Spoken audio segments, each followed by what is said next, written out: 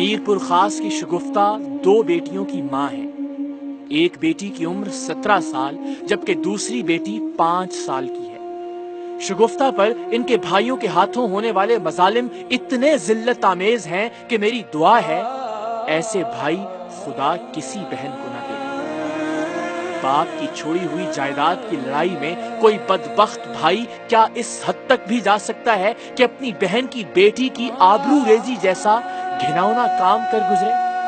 رگوں میں خون جما دینے والے اس بھیانک جرم کی تاب نہ لاتے ہوئے جب بہن اسپتال پہنچ گئی تو بدنصیب بھائیوں نے اپنے بہنوئی پر ایک جھوٹا الزام لگا کر اسے بھی جیل میں بند کروا دیا۔ ظلم و ستم کی یہ لرزہ خیز داستان صرف یہیں ختم نہیں ہوئی۔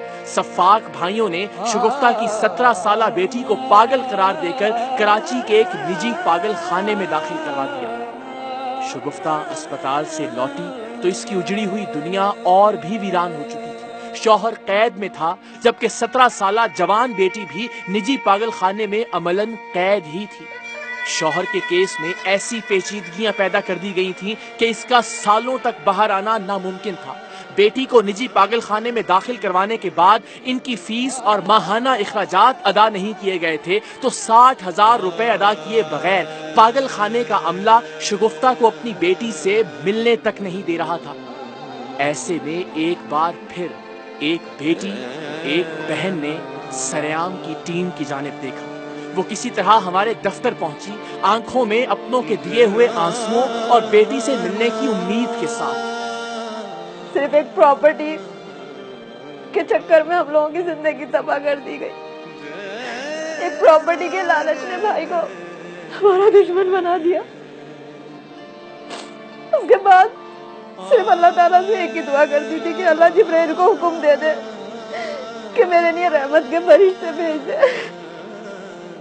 مجھے نہیں پتا اس طرح لوگ یہاں پہ پہنچتے ہیں کیا ہوتا ہے۔ میں نے صرف ایک کال کی، میرے رب نے میری مدد کی اور سریام ٹیم سے مجھے ملوا دیا، مجھے اقرار بھائی سے ملوا دیا۔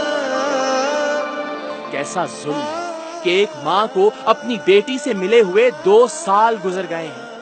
سوچئے اس ماں پر کیا بیت رہی ہوگی جس کا بے گناہ شوہر جیل میں ہے، جس کی 5 سال کی بیٹی میرپور خاص میں اپنی ماں کی منتظر ہے اور جس کی 17 سال کی جوان بیٹی 2 سال سے پاگل خانے میں قید تقریباً پاگل ہو گئی ہے۔ آج یہ ماں اپنی جھولی پھیلائے شان رمضان میں آئی ہے۔ اس کے پاس ممتا کی دولت کے سوا کچھ بھی نہیں۔ ایک ماں کے دل سے نکلنے والی دعا ہم سب کے بیڑے پار کر سکتی ہے، اور اگر ہم نے آج اس کے لیے کچھ نہ کیا تو ڈریے اس وقت سے جب اس کے دل سے ہمارے لیے آہ نکلے۔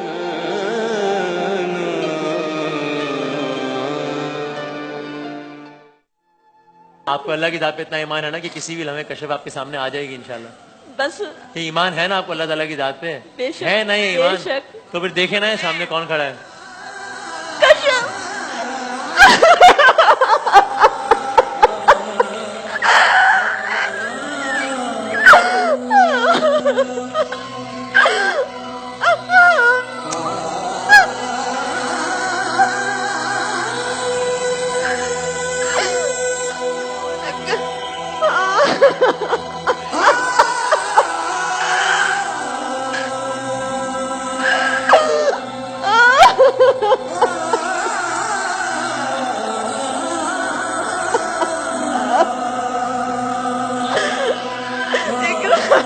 بھائی